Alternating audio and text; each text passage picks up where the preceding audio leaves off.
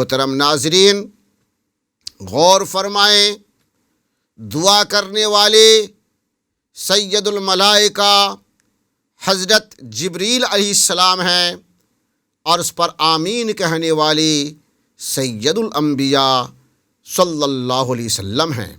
لہٰذا اس کی قبولیت میں ذرہ برابر شک کی گنجائش نہیں۔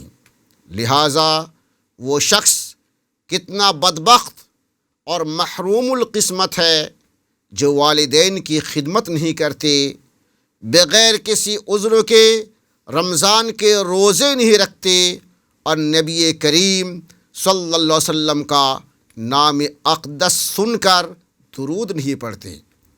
اللہ عز و جل ہمیں اور آپ سب کو مذکورہ نیک امور انجام دینے کی توفیق عطا فرمائے۔ محترم ناظرین، اس سلسلے میں حدیث غار نہایت نصیحت آموز اور عبرت خیز ہے، اور اس حدیث کو امام بخاری، امام مسلم اور امام ابن حبان رضی اللہ تعالی عنہم نے حضرت عبداللہ بن عمر رضی اللہ تعالی عنہما سے روایت کیا ہے۔ وہ فرماتے ہیں کہ رسول اللہ صلی اللہ علیہ وسلم نے فرمایا، 3 آدمی سفر کر رہے تھے، ان کو بارش نے آ لیا اور انہوں نے پہاڑ کے اندر ایک غار میں پناہ لی۔ غار کے منہ پر پہاڑ سے ایک چٹان ٹوٹ کر آ گری اور غار کا منہ بند ہو گیا، اور یہ لوگ اسی غار میں بند ہو گئے۔ پھر انہوں نے ایک دوسرے سے کہا، تم لوگوں نے جو نیک عمل اللہ کی رضا کے لیے کیے ہیں ان پر غور کرو، اور ان اعمال کے وسیلے سے اللہ تعالیٰ سے دعا کرو، شاید اللہ تعالیٰ تم سے یہ مصیبت دور کر دے۔ چنانچہ انہی میں سے ایک نے یہ دعا کی، اے اللہ، میرے بوڑھے ماں باپ تھے، میری بیوی تھی، میرے چھوٹے چھوٹے بچے تھے، میں بکریاں چراتا تھا، جب میں واپس آتا تو بکریوں کا دودھ دہتا اور اپنے بچوں سے پہلے اپنے ماں باپ کو پلاتا۔ ایک دن درختوں نے مجھے بہت دور پہنچا دیا، یعنی چارہ اور گھاس کی تلاش میں بہت دور نکل گیا، اور میں رات سے پہلے نہ لوٹ سکا۔ جب میں گھر آیا تو میرے ماں باپ سو چکے تھے۔ میں حسب معمول دودھ دہا اور ایک برتن میں دودھ ڈال کر ماں باپ کے سرہانے کھڑا ہو گیا۔ میں ان کو نیند سے بیدار کرنا ناپسند کرتا تھا، اور ان سے پہلے بچوں کو دودھ پلانا بھی ناپسند کرتا تھا، حالانکہ بچے میرے قدموں میں بھوک سے چیخ رہے تھے۔ فجر طلوع ہونے تک میرا اور میرے والدین کا یہی معاملہ رہا۔ اے اللہ، تو یقیناً جانتا ہے کہ میں نے یہ کام تیری رضا جوئی کے لیے کیا تھا، تو ہمارے لیے کچھ کشادگی کر دے اور ہم غار سے آسمان کو دیکھ لیں۔ تو اللہ تعالیٰ نے کشادگی کر دی اور انہوں نے غار سے آسمان کو دیکھ لیا۔ پھر دوسرے آدمی نے دعا کی کہ اے اللہ، میرے چچا کی ایک بیٹی تھی جس سے میں بہت محبت کرتا تھا، جیسا کہ مردوں کو عورتوں سے لگاؤ ہوتا ہے۔ میں نے اس سے مقاربت کی درخواست کی مگر اس نے انکار کر دیا اور کہا کہ پہلے 100 دینار لاؤ۔ میں نے بہت مشقت کر کے 100 دینار جمع کیا اور میں وہ دینار اس کے پاس لے کر گیا۔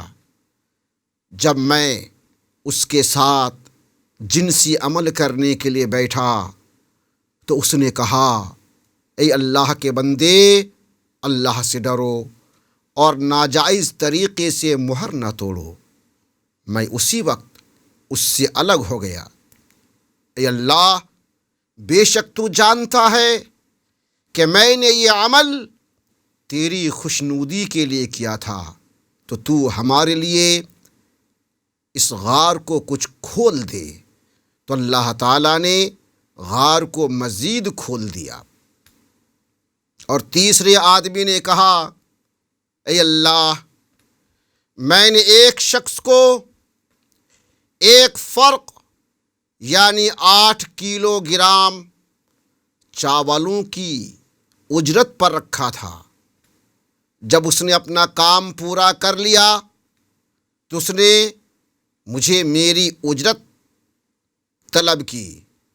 میں نے اس کو مقررہ اجرت دے دی مگر اس نے اعراض کی یعنی نہیں لیا اور چلا گیا۔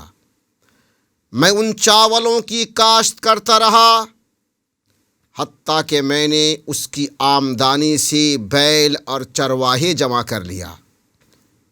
پھر ایک دن وہ شخص میرے پاس آیا اور کہنے لگا، اللہ تعالیٰ سے ڈرو اور میرا حق نہ مارو۔ میں نے کہا، یہ بیل یا چرواہے لے جاؤ اور اپنا حق لے لو۔ اس نے کہا، اے خدا کے بندے، خدا سے ڈرو اور میرے ساتھ مذاق نہ کرو۔ میں نے کہا، میں تمہارے ساتھ مذاق نہیں کرتا، یہ بیل اور چرواہے لے لو۔ چنانچہ وہ ان کو لے کر چلا گیا۔ اے اللہ، یقیناً تجھے علم ہے کہ میں نے یہ کام تیری رضا جوئی کے لیے کیا تھا، تو اب غار کا باقی ماندہ منہ بھی کھول دے۔ تو اللہ تبارک و تعالی نے غار کا باقی ماندہ منہ بھی کھول دیا اور وہ تینوں غار سے نکل کر چل دیا۔ محترم ناظرین، اس حدیث پاک کی شرح میں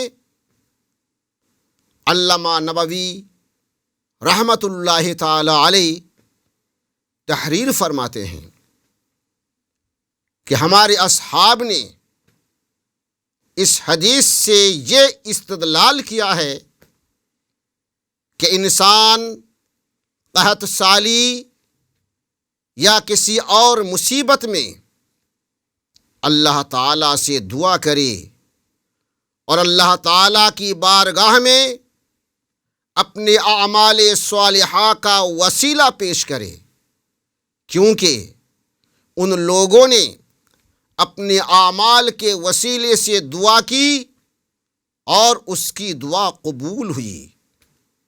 اور نبی کریم صلی اللہ علیہ وسلم نے ان کی تعریف فرمائی اور اس کو ان حضرات کے فضائل میں شمار فرمایا۔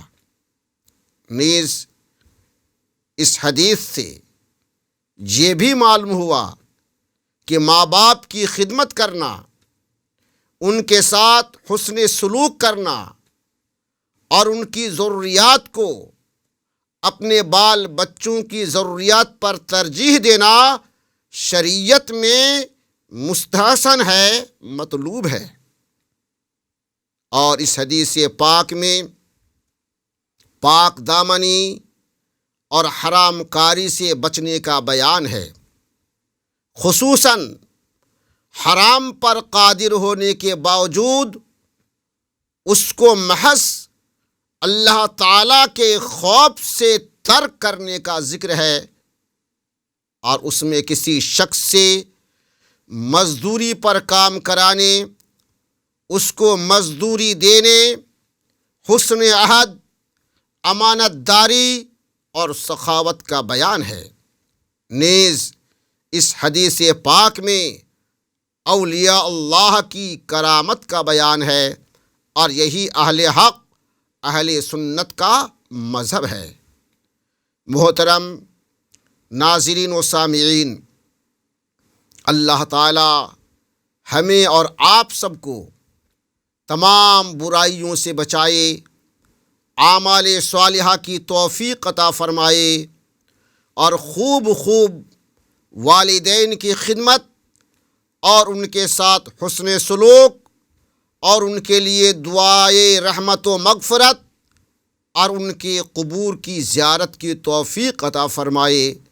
آمین بجاہ سید المرسلین صلی اللہ علیہ وسلم وآلہ واصحابہ اجمعین۔ السلام علیکم ورحمۃ اللہ وبرکاتہ۔ حدیث مصطفیٰ پر تم